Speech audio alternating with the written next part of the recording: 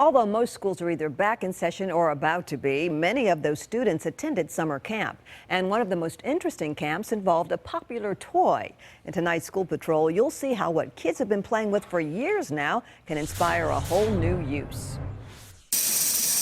Can a machine really create new Lego creations, something that was not seen before? It can if it's a machine developed. You have another one. It's the T-beam. Find the T-beam. By Lego master Daniele Benedetelli. You don't want this. If you want this to be fixed there, you need another pin. Also known as Danny. Just use beams and pins. That's the challenge. Danny is visiting the States. Danny is actually a robotics engineer based out of Grosseto, Italy. So you put an axle here, you can place a beam here. To take part in a Lego Mindstorms EV3 workshop. If you take a close look, it's not exactly 90 degrees. Here at Harding Academy. We'll have to use math. All of the students are taking advantage of a program known as Bricks for Kids. It teaches kids science, technology. You don't have to squeeze them, squash them, or force them. Engineering, mathematics, and language arts. You have to look here as well.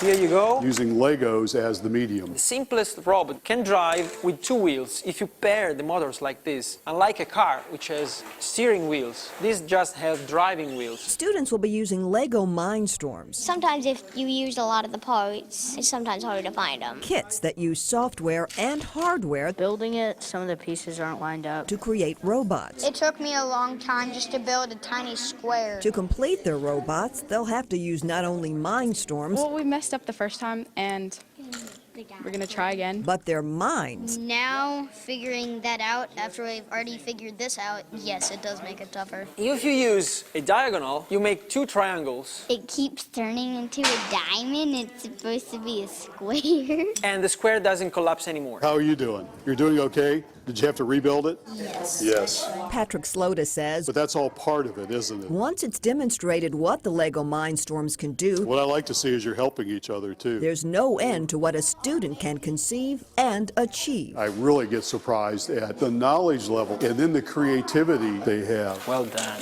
Danny agrees. Well done. And wants to pass his enthusiasm on to the students. You know, now the technology is at hand, so stop playing with video games. It's like you have to start making your own games. Or your own robotic artist like Leonardo. He apparently does portraits. I couldn't resist, so Leonardo is signing Danny because that's me. So here you go, portrait, Vicky.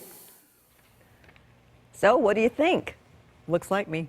More information about the Bricks for Kids program can be found online. We've linked their website to ours. Just go to newschannel5.com.